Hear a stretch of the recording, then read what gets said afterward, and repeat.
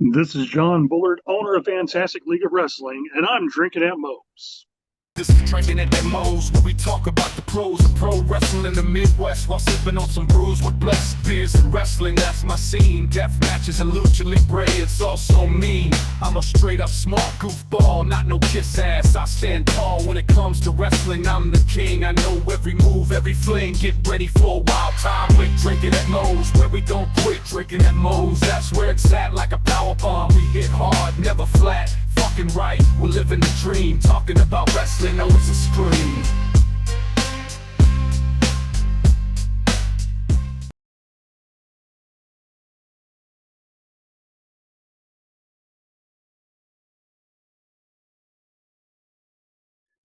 You know, I've always said here at Drinkin' at Moe's, just because it says drinking at Moe's does not mean it has to be alcoholic.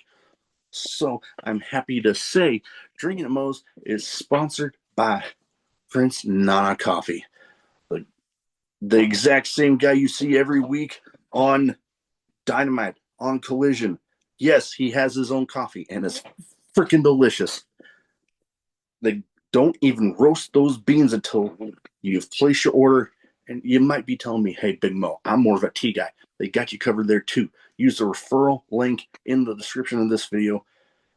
And let's get you dancing like Prince Nana with Prince Nana. All right, everybody, welcome Drinkin' at Moe's. Big Mo here.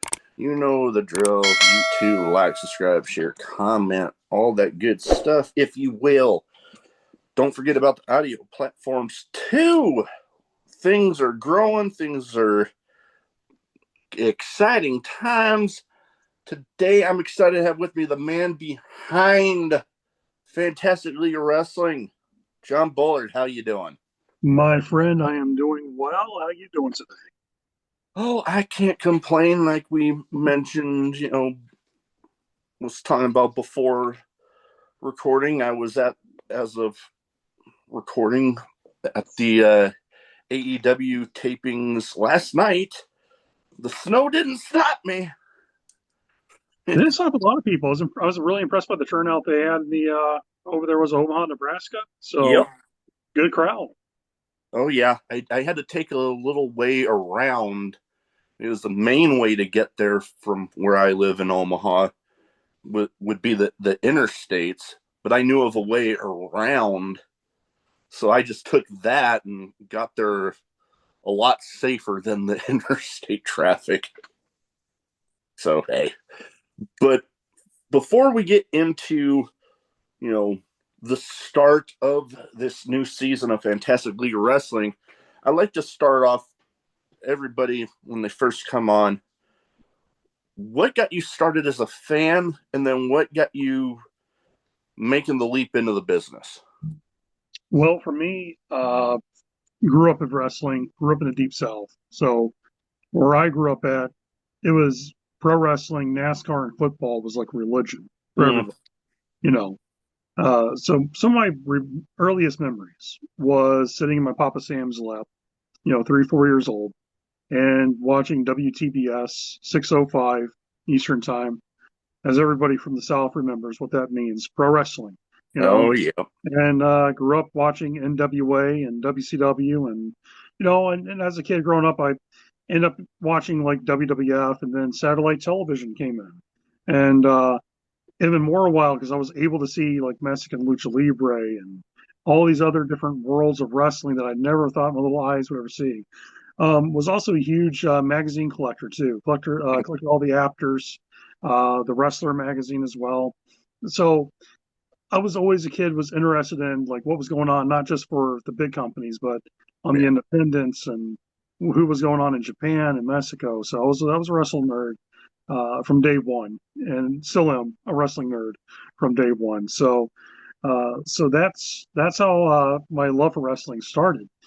Now, a little story, and I tell this to people when they ask this question: how did this all happen for me? So I remember two very astonishing moments in my life that to this day still sticks with me and sticks with the morals and the beliefs that I have when I try to talk to other people about stuff. Eighth grade uh, tech lab, Miss Leek was my teacher, and I have no problem putting her name out. on blast for this. Uh, she asked the class, "What do you want to do when you get older and become an adult?" And everybody's just stereotypical. "I want to be policemen, firemen, all these other things, doctors, nurses."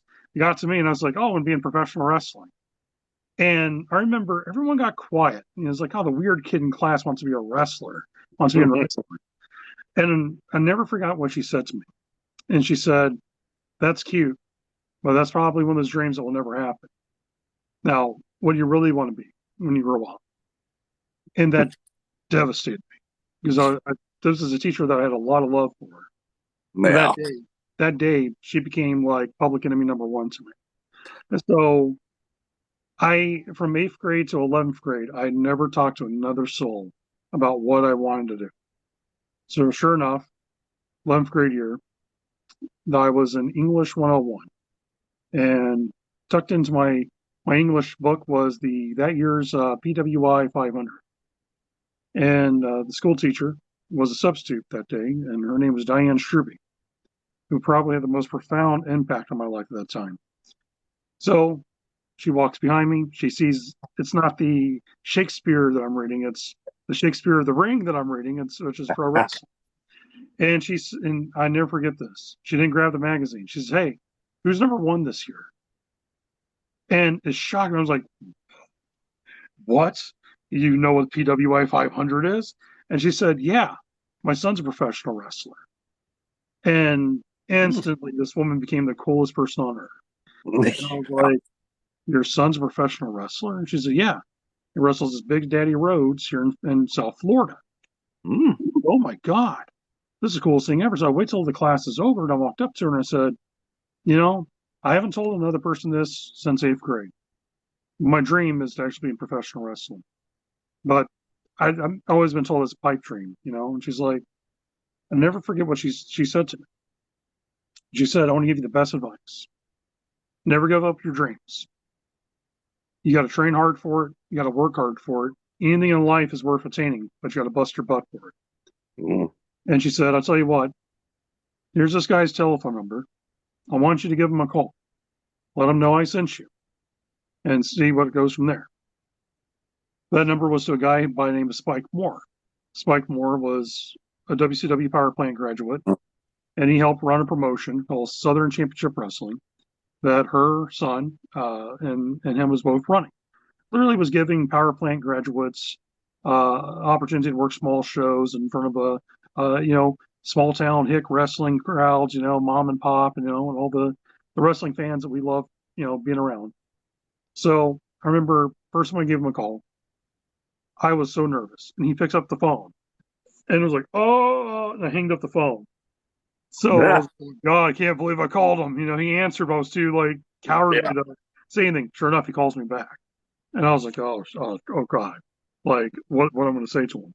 Pick up the phone. I remember my hand was doing this. My hand was shaking. Yeah, you're so nervous. Yeah. And I was like, "Yes, hello." And he's like, "Yeah, someone called my house." I was like, "Yeah, sorry about that. My name's John, and Miss Njpw sent me your way." He's like, "Oh, Diane sent you?" I'm like, "Yeah." And he's like, "Cool, man. So tell me about yourself." And I was like, "Well, I want to be in professional wrestling." He's like, "Oh, it's the greatest business in the world, kid." He's like, "How old are you?" And I was like, I'm 17. And right then I'm thinking like, "You're gonna shoot your eye out, kid." One of those type of vibes. And he got dead quiet for a few minutes on the phone. And I was like, "Oh man, he's gonna tell me like good luck, whatever." He's like, "Okay, man." He's like, "I'll tell you what, we got a show 2 weeks from now. Go to the fairgrounds, meet up with us, and I want to talk to you." I'm like, "Okay." Sure enough, 2 weeks, show up to the show. And he started talking to me, give me all this advice, like, "Or you want to be a wrestler?" "Yes." "What do you do?" "Well, I'm an athletic kid in school," and started like, "All right, well, that's good. We can work with this." So from 17 all the way up to 19 years old, was training, working out, sitting at the ring, taking down the ring. Sometimes I was one of the only guys was setting up, taking down, and setting up the chairs, taking down the chairs, sweeping up the building, carrying bags to the locker room, but not hanging out in the locker room because you had to earn your rights to be in the locker room. Kids today don't understand how the generation I come from. I was the last, and I'll tell guys this all the time. I'm the last of the generation that came from you had to earn your due to be in that locker room. if you're a young guy wrestling, you got dressed outside the locker room until the vets said, "Yeah, we like you now. Come inside." You had to earn that right. You had to carry the bags. You had to drive the talent around town. And it wasn't because, oh, you're a rookie and we're going to treat you like garbage. There was a reason why you drove those guys around. They were dropping knowledge on you. You Mm. carrying their bags wasn't because you're a mark or you were a goof. You carried their bags as it was respect. And that was your elder you were carrying the bag for, you know? And every one of the older guys I did that for never disrespected me. It was always, you know what, he's paying his dues. And by the time I was old enough to be allowed in, I was allowed in. And Nice. yeah, so this I'm literally in the wrestling business since I was 17 years old. Since I was 17, I'm 42 now. So I mean, think about so I'm almost an entire lifetime. This has Oh, been my entire life. So all I've loved and never really wanted is being wrestling. well, So hey, we're right about the same age then, because here in July, I'm turning, 42 myself. we'll see. I'm a July guy myself. I'm July 27th. 12th. So there we go, Leo's. Yeah. but but yeah, um, that But is awesome. That is awesome. I know. I literally worked every position in wrestling. When I tell guys this, I'm not joking. I've been the concession stands guy, the ticket taker. I have been the chauffeur. I have been the janitor. I have been the guy that has ring announced, commentated, managed, wrestled, ref, uh, was behind the cameras doing production, filming shows, doing television editing, uh, booker, promoter, you name it. There is not a job in the world of professional wrestling I have not done. Hey, That's why I tell guys when they come work for me, when I say I'm probably one of the most qualified people to teach you about wrestling, is because I've yeah. literally done every single job that has been Oh, required in the business.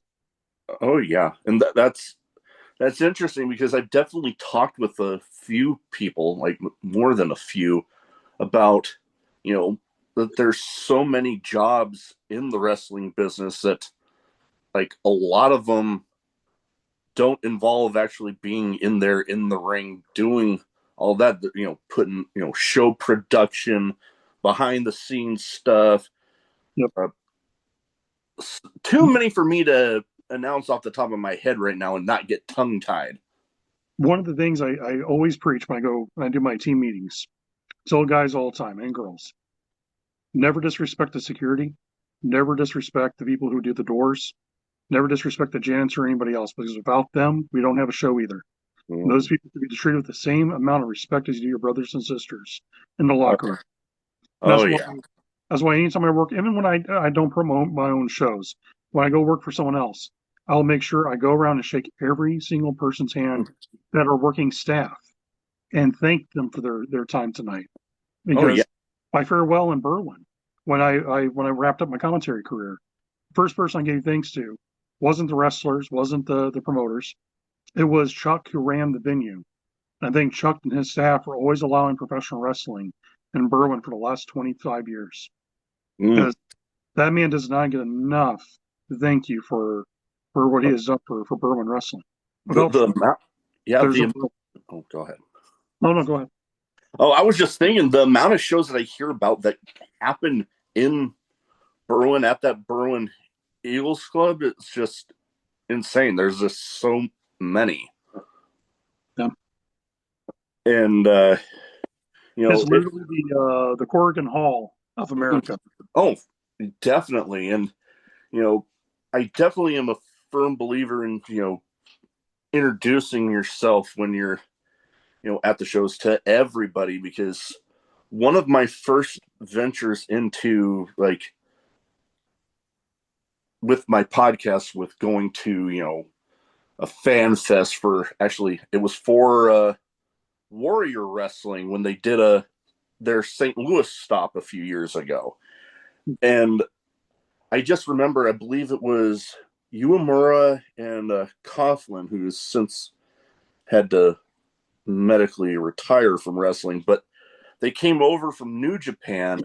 And I remember sitting in the middle of the fan fest, the fellow wrestlers, and there was a few different podcasts and other people there for the fan fest. they were some of the first ones to literally, whether you were podcaster, vendor, fellow wrestler, whatever, they went around to every single person. Thank them. Oh, and thank them. And that was like, I remember that just sticking out to me like, holy crap. Like you hear about it, but then you see people that have been on that level doing it, and you're like, damn, good impression on me right there from the start. Oh yeah. Yuya actually wrestled for me in his rookie year. Nice. Yeah, I remember. I think I was trying to. Oh, yep. I remember the spot in particular that jumped out to me in that match where Cauffman had him in like a headlock, but then he was seated, and then he lifted him up for like a vertical suplex, and then stood up with him still up, like his legs up, and then did it. Yeah. I was just like, holy crap. But, you know, talking about wrestling and talking about some stuff, some good stuff coming up, like that made a good impression on me. Fantastic League of Wrestling, Quest for the Dragon Belts, starting this new season of Fantastic League of Wrestling and in LaPorte, Indiana. And I'm hoping I am not mispronouncing that because No, I feel that's right. Report. okay, cool. Indeed. Because I feel awkward when I do. Don't But feel bad. you know, when you mentioned, you know, the satellite, you know, satellite TV bringing in, you know, lucha libre and Japanese wrestling. One of the things that definitely jumped out to me when, you know, first, before I even became a podcast partner, was hearing about all these partners with places in Mexico, Japan, UK, even here in the States with, you know, one match that I wanted to talk about in particular for somebody else that I've done shows with, Divine Pro Wrestling, bringing in some women's action for a women's tag team match. That's gonna be some awesome because, you know, some places you think well, I know I've heard that, you know, they need to book them better because they don't give them that much time, and now you're highlighting them right off the bat. Yeah. And the thing is that we treat women's wrestling like with deep respect, like a sport, not eye candy or treat them like a stripper or nothing like that. No. I tell people all the time, and this is not trying to trick my own ego. I treat every man and woman that works for my roster with the utmost respect. If you work for me, you're not going to be harassed. You're not going to be treated like a secondary person. Everyone is treated with respect. The way I do business is very Japanese-like. Everyone is treated as an equal. All I ask in return is treat each other like an equal and work hard. That's all I could ask for. You know? Oh, yeah. And so yeah, I've always been a firm believer in that. My love for wrestling, once again, my first real, like, you know what my real experience was that made me actually want to be a wrestler? Was I was as a kid growing up, before I hit my giant growth spurt, because I'm now considered a giant compared to most people wrestling. But when I was a little kid, everybody's like, "Oh, you're not Hulk Hogan size," you know. But it was Super Brawl, Jushin Liger versus Brian Pillman. They had a match that sold the show. I remember as a kid watching Saturday Night Main Event, and they went to Gordon Soley, and Gordon Soley's always will be the voice of my childhood. And Gordon Soley, you know, he got in there, he's like, "Hi there in the Omni, and we're out here. We're look back at Jushin Thunder Liger," you know. And I saw this character with the horn mask and the superhero cape, and I was like, "Oh my god! Like, who is this?" Me and Mike Quackenbush are very close friends. Me and Mike said literally the same match, same moment changed our life because like he's just a few years older than me, but we're from the same generation of wrestling fans. Yeah. And you know, I was like, yeah, as a kid, it's like I never cared for Hogan, but the moment I saw Jushin Liger, instantly, like I was like, oh my god, this is like the coolest thing I've ever saw. And him and Pillman wrestled a style I've never saw before. I'm like Mm. fast pace, and they're doing all these amazing moves, and so the intricacy of the technicality and the moves that Mhm. were so crisp. It wasn't brawling. It was like move for move, hold for hold, and I was like, Oh wow. yeah. And that day forward, Liger became my all-time hero to the point my son's middle name is actually Liger, out of respect to Jushin. My wife's Hey. a tiger. I'm a lion. I'm a Leo. When you get with a tiger and a lion, you get a liger. So, Hey. but she's also a wrestling fan too. So we get a nod to Jushin Liger. Yeah, my wife, she humors my fandom of wrestling, but much like the AEW tapings last night, she was like, you know what, if you can find somebody to go with you that will have fun there. That was the best film in the world. So it's like, hey, all right. But I know Peapod and I, one of the guys that's going to be calling the action, we were talking about that women's tag match in particular, and he was, I'm constantly learning about new people and all that, and mentioned, did the episode with Divine Pro Wrestling, and actually, and maybe we'll break the record with this one, but as of right now, it's the most viewed preview episode I've ever done. Yeah, We'll break that with this one. hope so. But deep respect for the young ladies there at Divine. Oh yeah, Super no. talented. Super talented. Oh, for sure. Now, one interesting character, you mentioned, Jushin Thunder Liger and Brian Pillman, them being interesting characters. And I mean, they were, by all means. I know the style of Brian Pillman definitely jumped out to me. One interesting character that's going to be on the card, and you know what? I've been watching some of, his clips, his promos, and some of his other matches. I'm like, okay, I can kind of dig this. Birdo and Hippo versus King Mitchell Taylor. Yes. Like, there's when some people I've seen watch it, that haven't watched more than just, let's just say they're just getting introduced to that persona. It kind of jumps out to them like, huh? But then you get to watch it and it's like, okay, I can dig this. Yeah. No. Birdo is the best way to explain that man, heart and soul of Flow. If there was Arteri Funk, it is Birdo. He's old school veteran. The guy was trained by Nick Dinsmore, Rip Rogers. Comes from a legit. And the thing is about it, I want to break a little fourth wall here. And I'm sorry, Birdo. This is. So, legitimately, he is what you see is what you get with Birdo. He is a real life babyface. That man does so much to get back, and does so much work with animal rescue.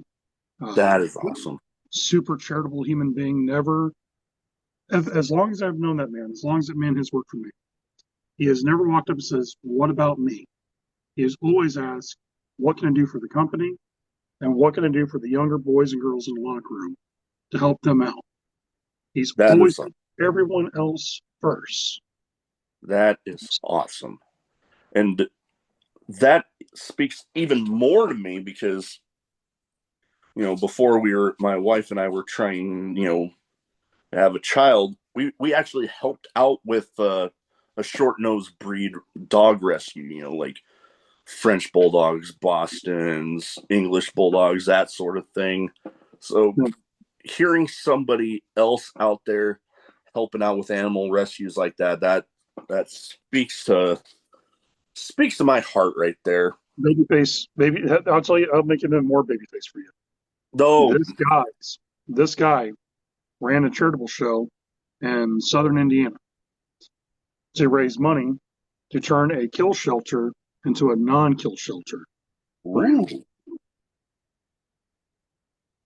A lot of people don't know how much that guy has helped change that area. If you're an animal lover, Birdo is like the patron saint of all animals. Like, Hey, what a great man. oh wow, yeah, that is something. Like I've joked before that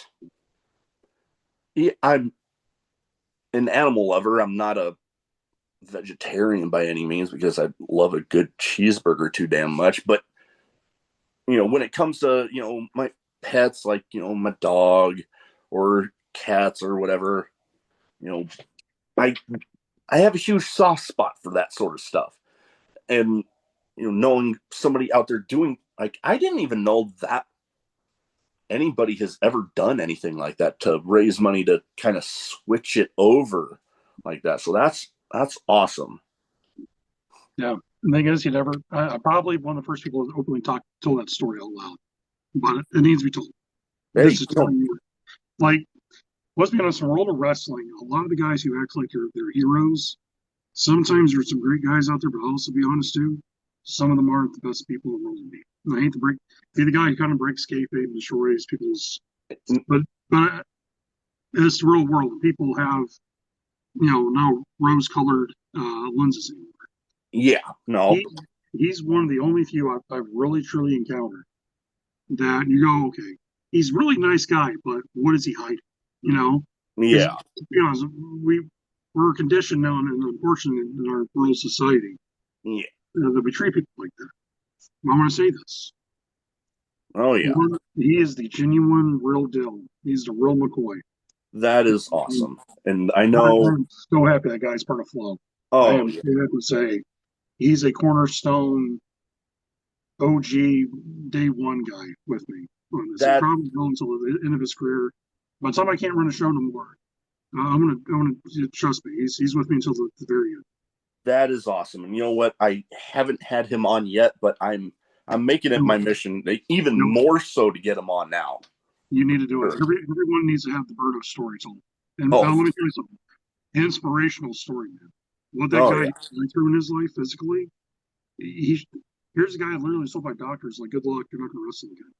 Like, dude, he's the real. Like I said, you couldn't ask for a better human being, but also he's a great in-ring talent.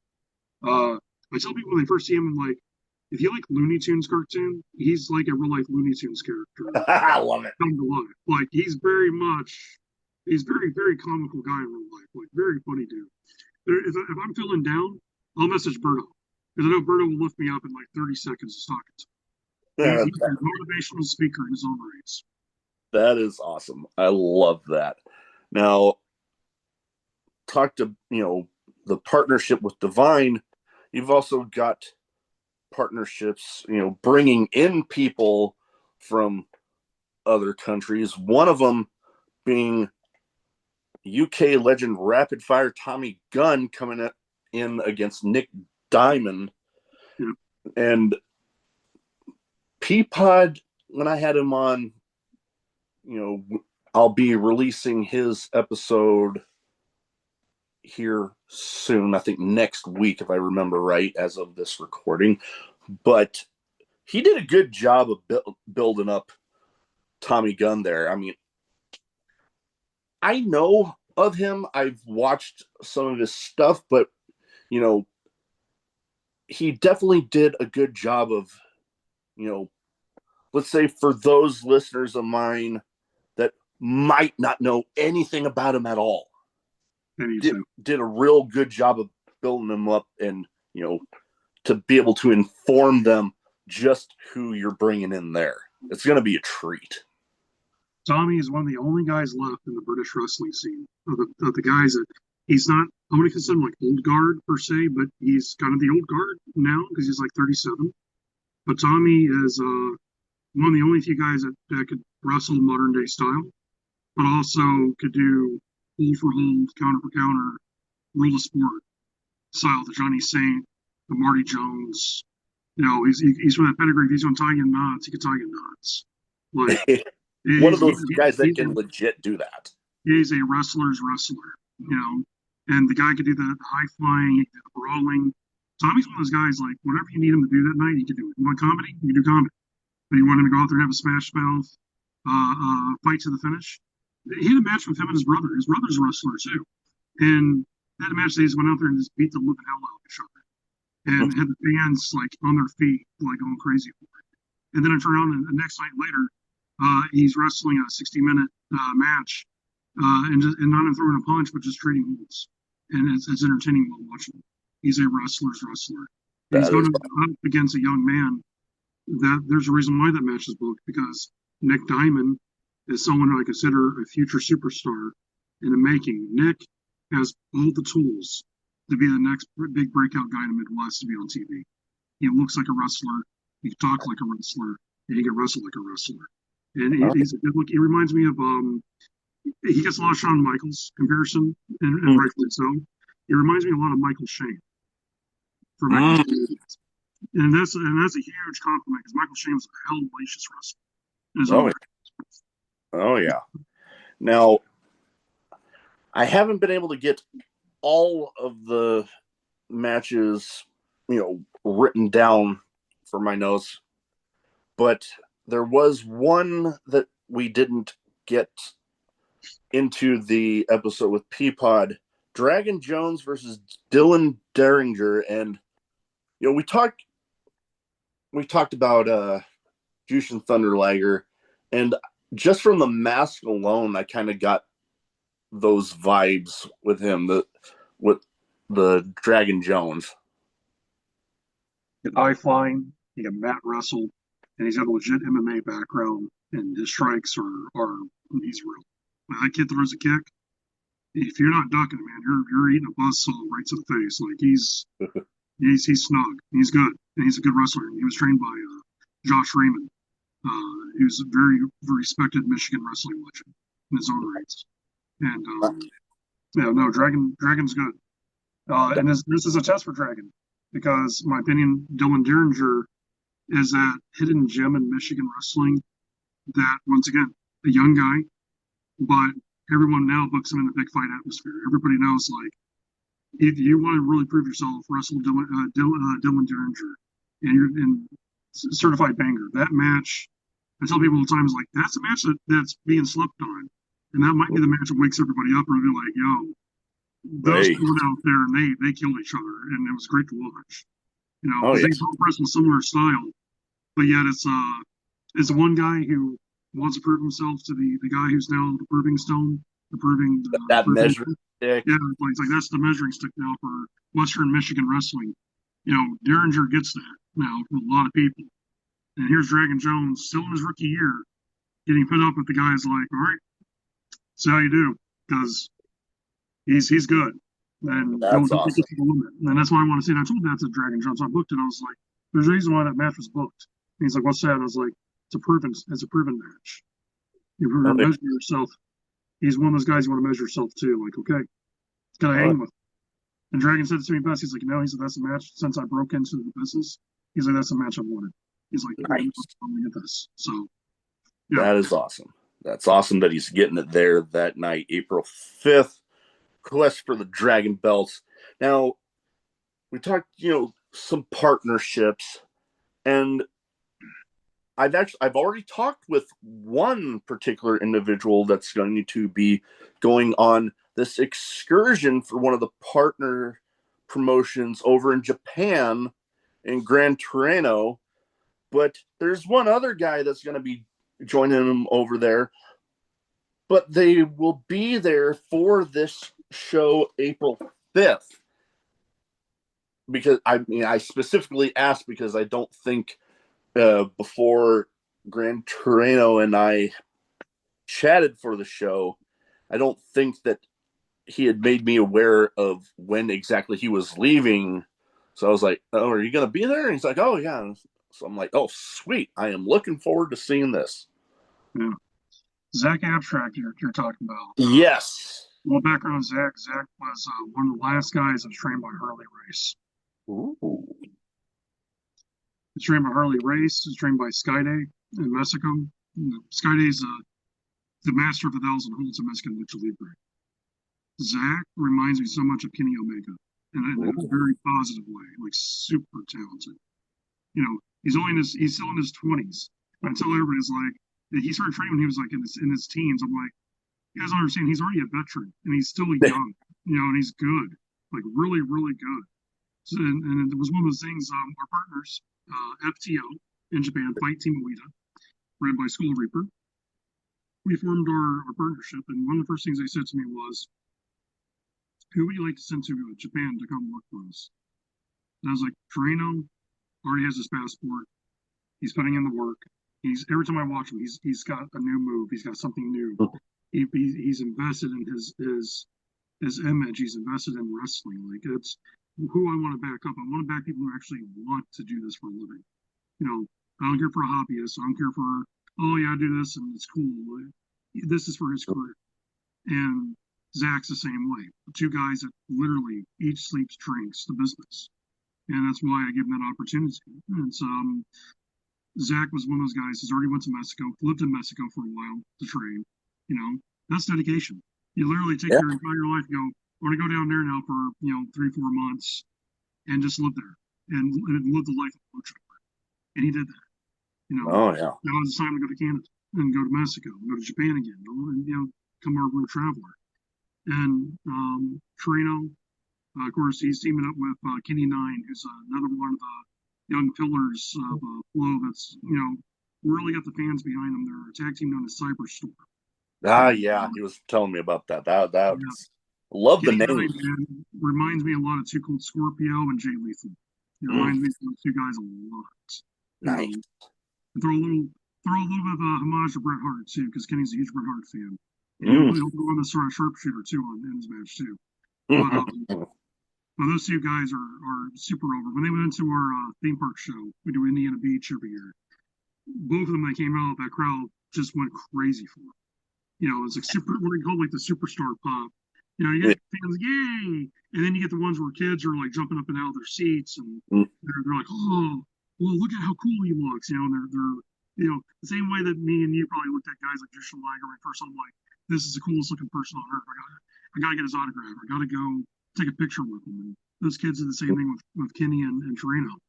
Kenny, I think, sold over $600 of merchandise alone at that theme park. That's how super over he is with kids, man. Nice.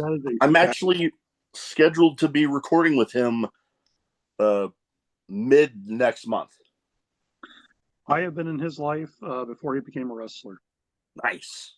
So when you ever hear him say Uncle John, he's talking about me. Awesome. He is my family, that's for sure. Now his push is not because he's my family. His push is because he's worked hard for everything he's got, and he's super dedicated to the company. And he's one of those guys that he doesn't send me a match and say, "Ask me how great I am." It's what can I do to become better, and that's what I look for. Oh yeah. Okay, well, let's sit down and talk about what needs to be worked on. Oh yeah. Him and Trino both, man. I'm excited for that tag team debut, and man, what a match they got too, because it's them versus Taino and Chip Walker, known as Party Island, and then they're taking on the Saloon Slayers. A pirate and a cowboy. Right up my alley. And then they're taking on the Instruments of Destruction with Thomas Bailey, the mercenary, and of course we have James Fury, who's like a Spider-Man villain come to life. Like it's anybody ever seen Flow? The best way I could say it: family-friendly wrestling with awesome, family-friendly show, awesome wrestling. But if you love like a comic book feel, we're definitely that company. We really love our characters. And chock full of characters. Oh yeah, that's one thing appealing to me. One, I am a fan of. I don't collect comic books like I used to, but I mean, I got some. But I'm a fan of the movies. I'm a fan of I got plenty of collectibles with all of that. So seeing stuff like that and seeing some of the promos that are being released for these people, especially in that match, I remember seeing those. I'm like, there's people that just get the art of the promo, and especially in some of the participants in that match, seeing some of the stuff that they're releasing for that, I'm like, okay, you have my attention. Because I'm also a big fan of tag team wrestling. So especially a multi-team match like that, right up my alley. And I tell people this too. Flow is, I consider that the home of tag team wrestling. Tag team, my career in wrestling was a tag team wrestler.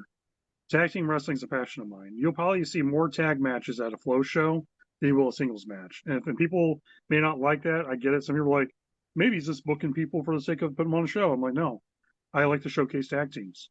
A lot of promotions don't do that.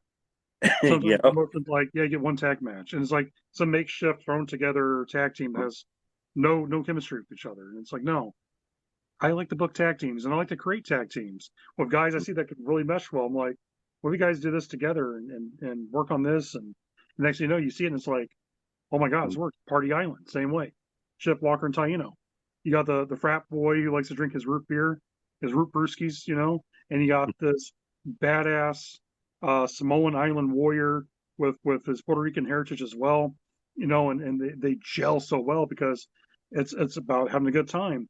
But when the bell rings, it's Down to business. man down to business of suplexes and flying off the top rope with headbutts, and it's phenomenal. And yeah, and I know for me, I was at a show here in Omaha recently, not the AEW one, but I know somebody was in line at the concessions. They were in line behind me, and I got to talking with them. They're telling me about bringing their kid. It was them bringing their kid to their first show. And I just remember thinking, man, being a relatively new father still, just approaching 3 months, like here next week, and just getting to thinking, man, and I told the man this, I can't wait till I get to say what you just told me about my kid. Something that I'm passionate about. And yes, I do enjoy, the intensity, I am a fan of, the hardcore, some of the deathmatch style that, I've had people from on. And although I will admit, I'm not going to start my kid off on that because that might be a little nuts. So to have a promotion like Flow that I can be like sharing that with my son, and just being able to take him and just getting to see something I love through his eyes is going to be something that I'll admit I get a little choked up thinking about it. Did I ever tell you how Flow actually was created or how it all started? You know what? I don't believe you have, but I would love to hear it. So it's probably, of all my pro wrestling origin stories, it's probably my favorite one. Okay. And so back in 2024, I went back to being a promoter again, and I created this thing called John Bullard Promotions. And we did a show, and we're doing another one May 31st. It's for Special Rec in Chicago, Michael Jordan's gym, Hope Academy. And it's for Special Olympians.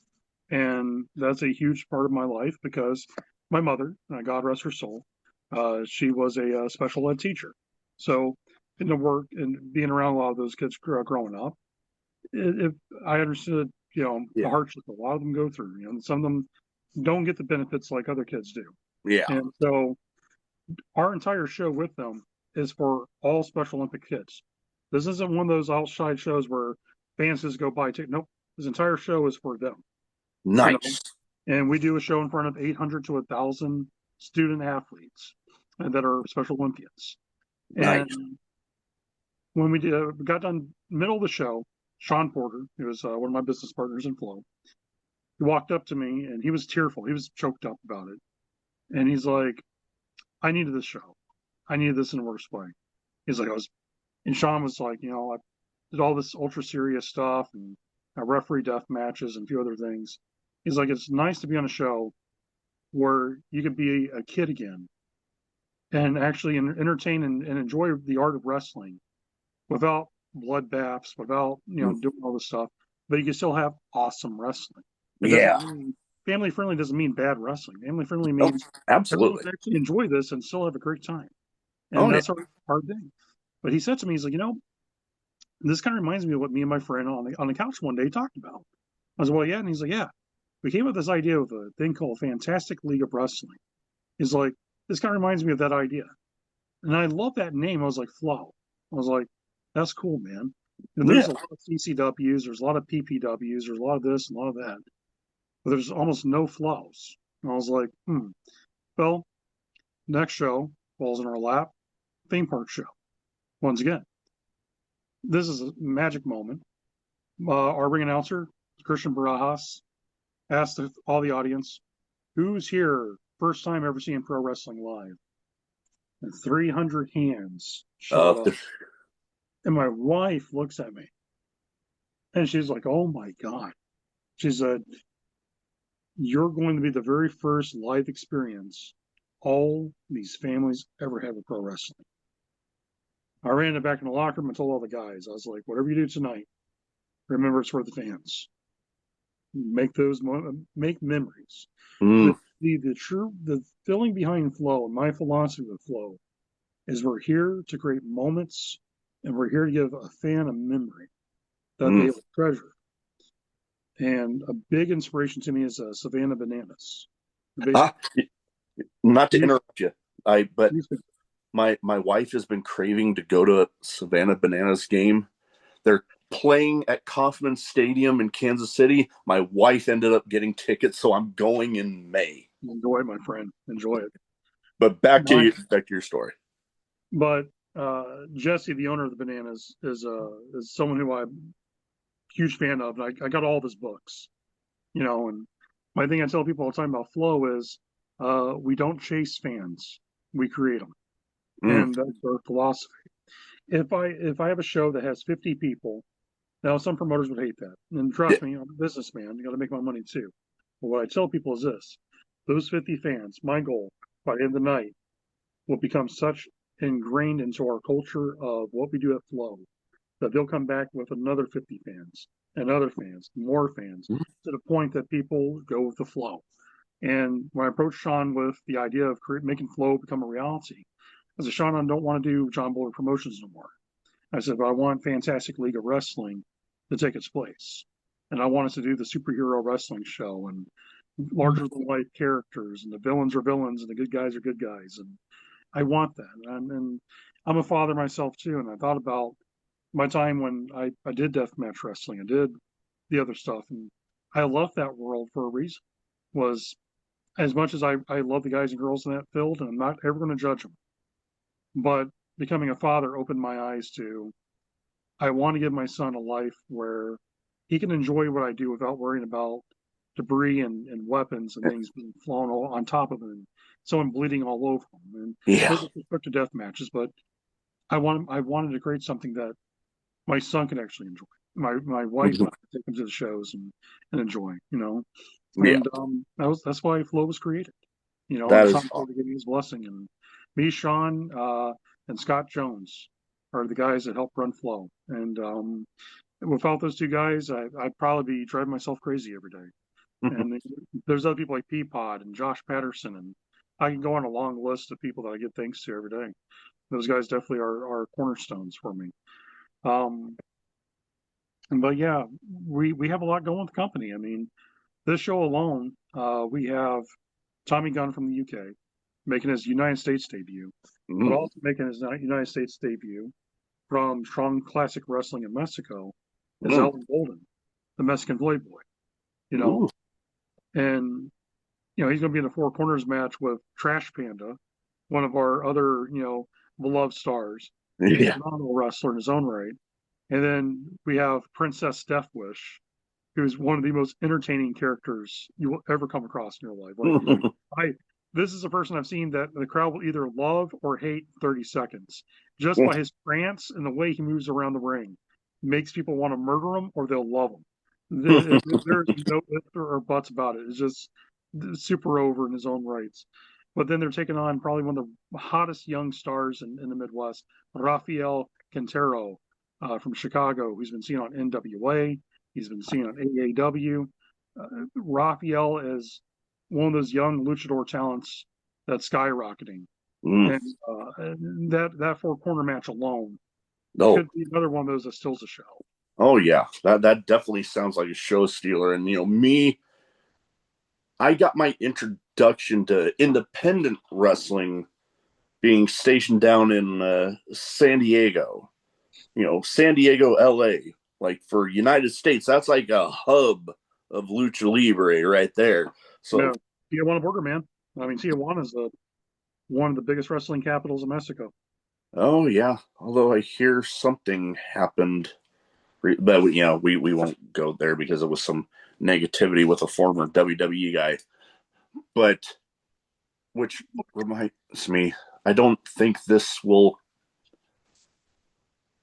Yeah, this will be out after, but the show last night that I went to ended up Johnny TV or Johnny Nitro, Johnny, whatever you want to call him now, ended up slapping a guy right at the entrance, like right next to me. Oh wow! Yeah, like I literally saw one of the production guys. He was going like in his ear, like somebody was speaking to him. Then he pointed over at the guy and was like, and they're like, oh, I'm like, okay, all right, we're good then. Yeah, But yeah, no, like huge going into that. Johnny TV himself has a history in Mexico, and you know, I've been a huge fan of lucha libre ever since getting my introduction to independent wrestling in one of the hubs of lucha libre in the United States. So getting to see that getting highlighted, definitely something I'm looking forward to. And maybe not this show. I don't believe it's been announced for this April 5th show, but you'll be, and I mean, correct me if I'm wrong, but I believe it has been announced that throughout the season, there will be people being brought in from, the other partner promotions from Japan as well. absolutely. Yeah. You know what? I'll give you a little exclusive. Okay. I'm not afraid to do this. So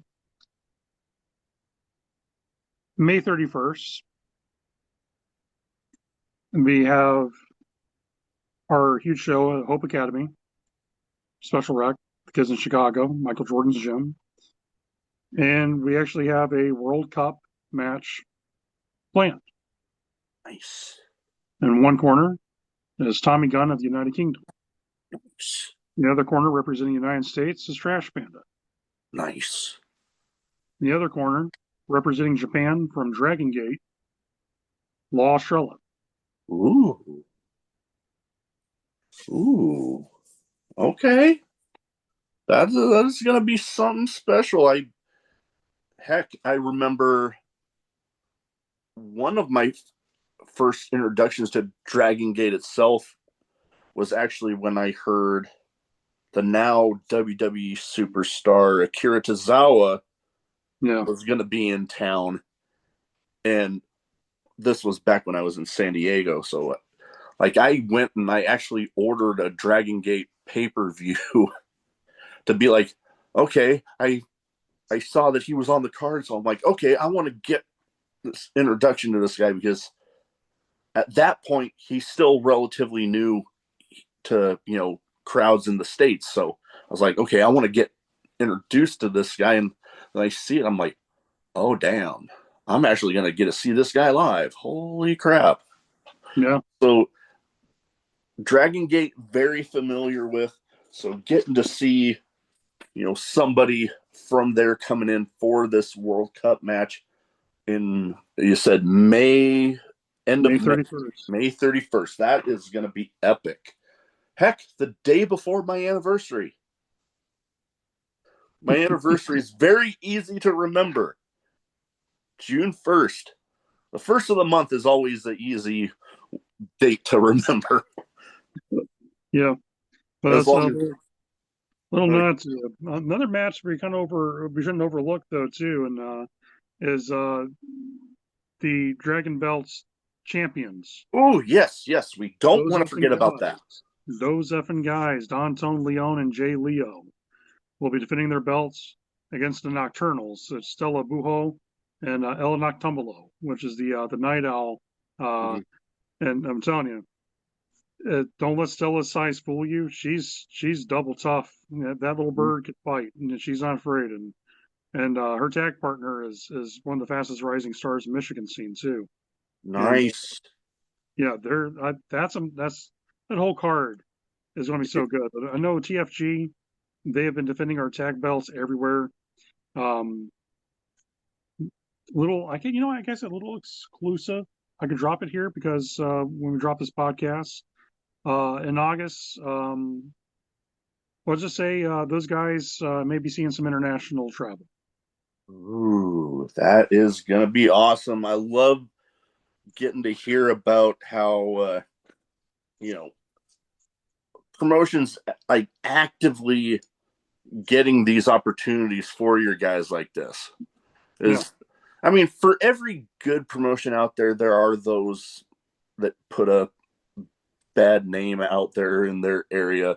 So to see that here you're doing well for your people, that makes me even more excited to be behind this promotion. Something to be proud of for sure. yeah. That was my goal. I tell people this all the time. This probably this is my last run with wrestling. I've been doing this, like I said, 17 in my 40s now. Not walking away from it by no means, but this is when my time is right, so I can hang up my hat and be happy with everything I've done. But it was always my goal to give back to the business. You Mm. know, this business has given me so much blessings in life. I look back at it, and I could probably talk about myself all day if I wanted to, but I try not to. Yeah. But man, I've been featured on television as a commentator. My voice has been heard around the world. I have had people that I grew up watching as a kid that now call me on the phone and want to talk, not about wrestling, but talk about life, and I consider them friends. You know, and people that I idolize are now calling me a peer. And to quote William Regal, I lived a very charmed life for being a guy that is very ordinary, but because of this weird passion I had as a kid, I got to live a very extraordinary life because of it. Wrestling gave me my wife, it gave me my family, some of the greatest friends I've ever had, and some of the best moments and memories. So as I've gotten older, I've made it my goal to do as much as I can to give back That and is awesome. do what I can to help out the younger people around me. Definitely the ones that I see that are putting in the work. Oh yeah. Yeah. So Definitely. that's definitely what I'm trying to do for everybody that's around me. Oh yeah. No. Definitely, giving back and rewarding those busting their ass out there for the same passion that you and I both have. I know, heck, I guess we hadn't really talked about this before, but much like yourself, pro wrestling in a way ended up giving me my wife because I ended up meeting her, as we get ready to wind down. When I met her, I had a friend of mine that wrestles here in town and throughout the Midwest really. And he had been trying to get me to go to this one promotion here in town that I hadn't been to for a while. So I said, they got a show on a day I already have off. I'll go. I hadn't been there more than maybe 40 minutes, 45 minutes. He sees me eyeing this girl that was working over at the merch table. So finally, he just decides to, give me that little nudge. It's like, hey, I got somebody I want you to meet. And yeah. Yeah. Now we've been together 7 years now and married. God damn. Okay, I'm going to feel bad not remembering the exact number, but it's been about 6 years married. And I actually ended up making that guy the best man at my wedding because I'm like, you know what? You introduced me to her. You earned the job. Yeah. Yep. So getting to, much like yourself, I mean, maybe I don't have some of the connections, or nearly as many, but a lot of what I wanted to do with the podcast was, however I could give back in my own little way, you know, giving a little shine to people that maybe outside of their area wouldn't really get that. Yeah. And so You're doing a great job, my friend. You're doing a great job. that means a lot hearing that, because I mean there's times where, I can be my own worst critic. So to hear people from, outside looking in being able to say something like that, that's what means a lot, because I know the thing that ended up making there's been some wow, words are hard right now. So what I was trying to get at was there's been a couple instances where those senses of validation, much like you saying those kind words to me right there. The first one happened, I am forgetting the exact guest right now, but without me even telling him, I my goal with the podcast, with having how the flow, pun intended, how that goes, has always been wanting it to be like two people at a bar talking wrestling over some drinks. Maybe not be, it might not be as polished as, and I'm actually a huge fan of the guy, Chris Van Vliet. Yeah, great guy. Oh, great guy, amazing at what he does.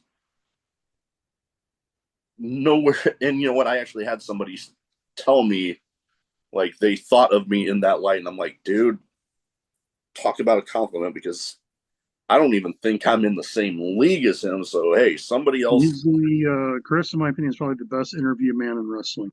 Oh, absolutely. So I might not do as much as far as cutting and editing certain things unless it needs to happen, because in that flow that I have, when you're at a bar talking wrestling over drinks, you're going to have those little stumbles and that. So I wanted it to feel natural. And then, we talked about the deathmatch style. One of my personal favorites, John Wayne Murdoch. I've had him on twice now. And the last time he told me that I don't do too many podcasts anymore, but I'll do yours. Yeah. So hearing that from a guy that, if you would have told shy little me back in high school that someday, I'd be talking to somebody that ended up being a favorite of mine, I would have thought you were full of crap.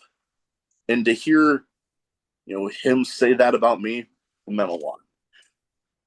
So, again, thank you. So, before we wrap up, is there anything we haven't covered with the Quest for the Dragon Belts show April 5th that you want to get out there?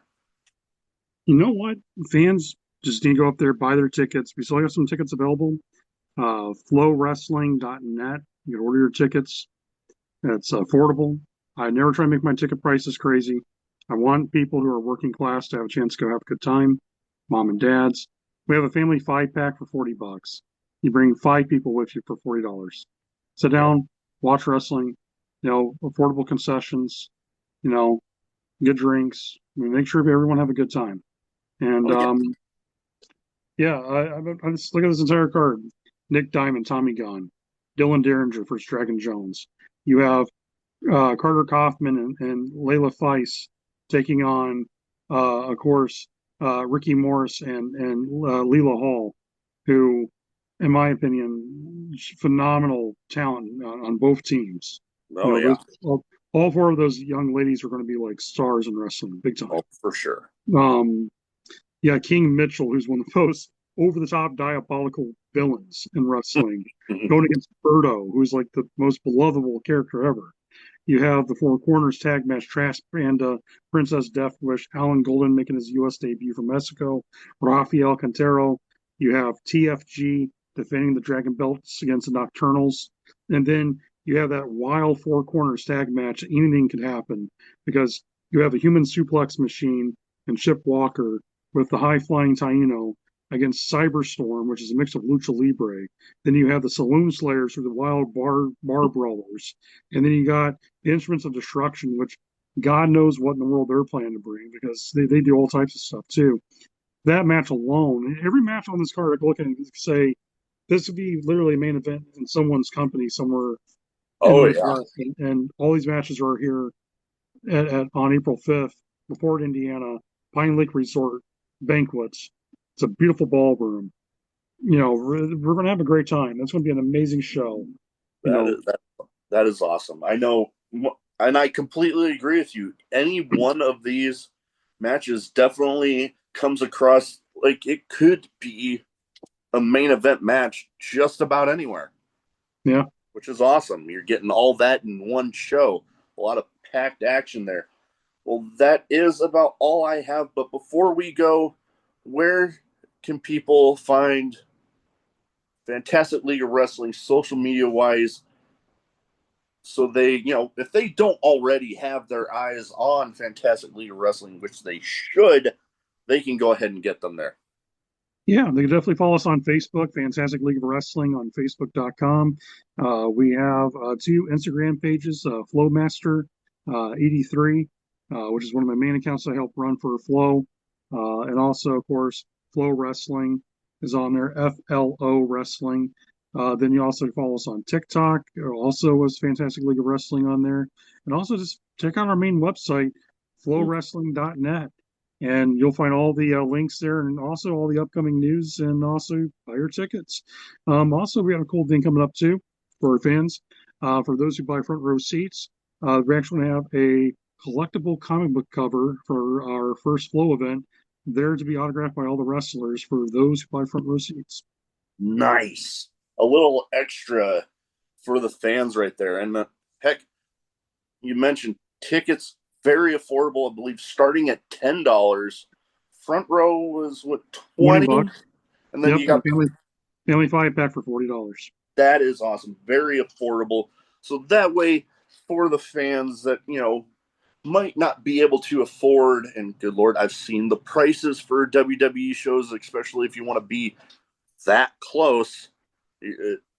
For people that might not be able to even think about being able to make that, you're still getting some high quality wrestling action for a very affordable price, family friendly. It's going to be awesome. I'm looking forward to it. Absolutely. All right. That is about all I have. Thank you for taking the time to talk to me tonight. And I look forward to many more episodes with the talent, maybe with yourself when we get to some of these other shows throughout the season. Look forward to it, my friend. Issue I have with the dang button. Here, bring it.